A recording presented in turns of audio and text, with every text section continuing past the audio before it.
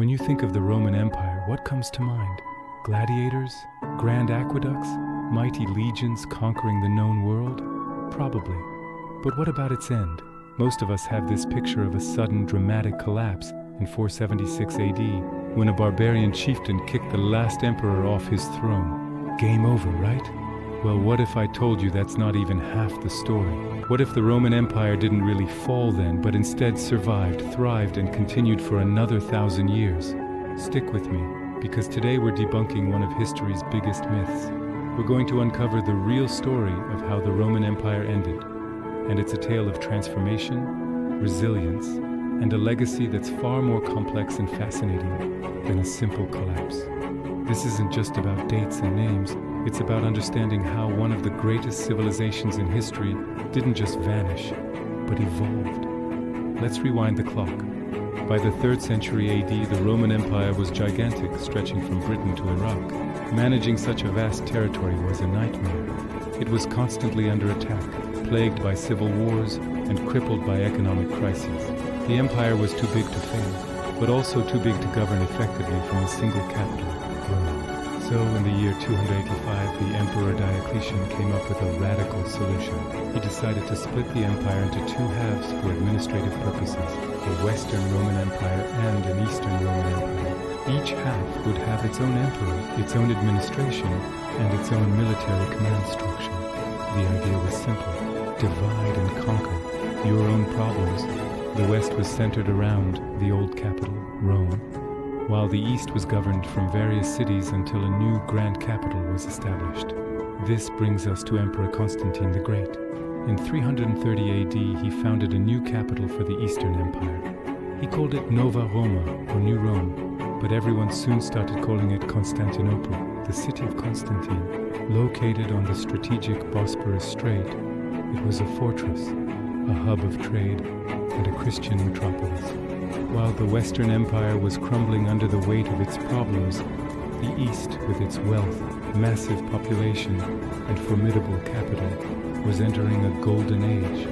Now let's talk about that famous date, 476 AD. Yes, it's true that in that year, the last Western Roman emperor, a young boy ironically named Romulus Augustulus, was deposed by the Germanic chieftain Odoacer.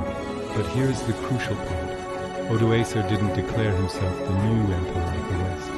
Instead, he sent the imperial regalia, the crown, the scepter, all the symbols of power, to the Eastern Roman Emperor Zeno in Constantinople. His message was clear. There is no longer a need for an emperor in the West.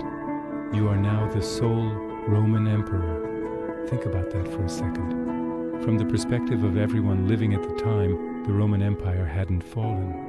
It had simply been reunified under a single ruler in Constantinople, just like in the old days.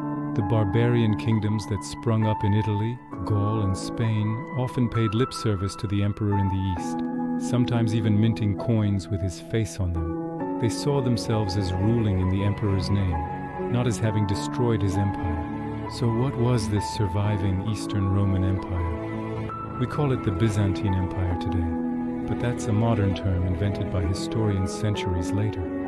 The people who lived there never called themselves Byzantines.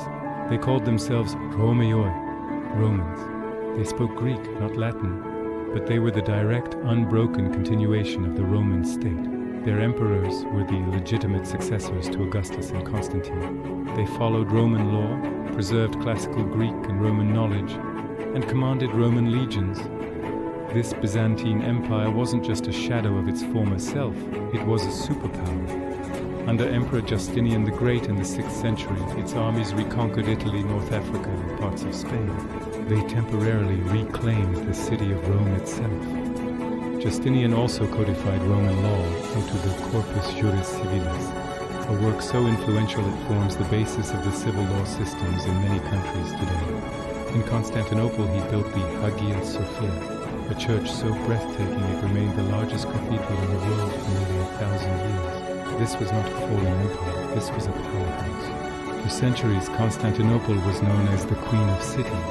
It was the wealthiest, most cultured, and most technologically advanced city in Europe. While Western Europe was struggling through the so-called Dark Ages, The Eastern Romans were preserving the works of Plato and Aristotle, developing advanced military technology like Greek fire, a kind of ancient napalm, and creating breathtaking art and architecture.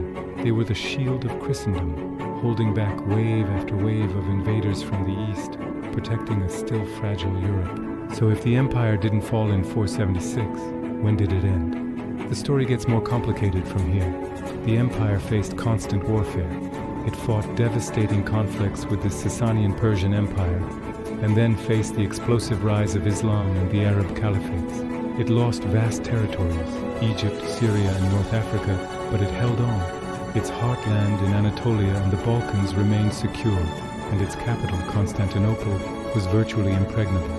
The first real mortal blow came not from an external enemy, but from fellow Christians. In 1204, the Knights of the Fourth Crusade, instead of going to the Holy Land, diverted their mission and sacked Constantinople.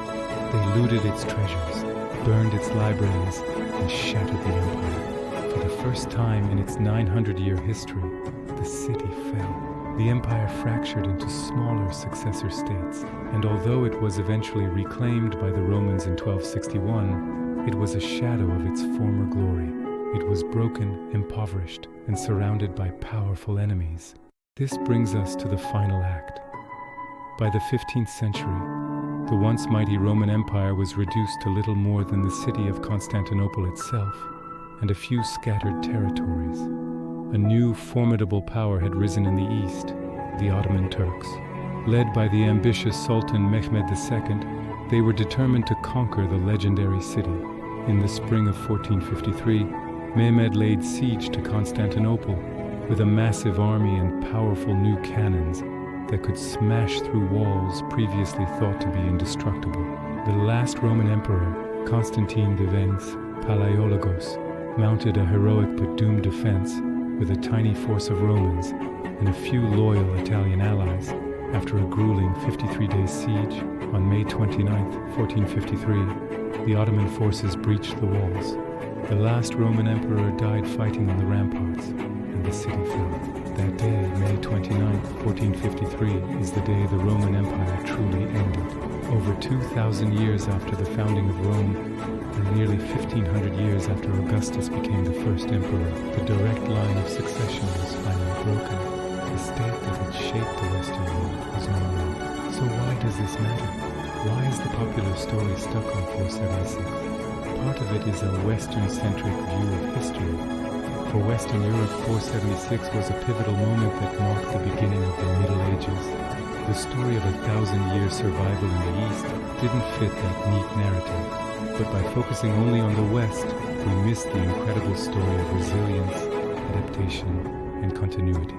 The Roman Empire didn't just collapse, it transformed. It shifted its center of gravity, changed its language and religion, but it never lost its identity as Roman. Its legacy is not just in the ruins of the Colosseum, but in the laws of modern Europe, the doctrines of the Orthodox Christian Church, and the preservation of classical knowledge that fueled the Renaissance. The real story of the end of Rome isn't one of a sudden death, but a long, slow, and fascinating evolution that lasted for another millennium. It's a powerful reminder that history is rarely as simple as we think. Thanks so much for watching. If you found this journey through history as fascinating as I did, make sure to hit that like button and subscribe for more deep dives into the stories you thought you knew. Let me know in the comments what other historical myths you'd like to see us tackle. See you in the next video.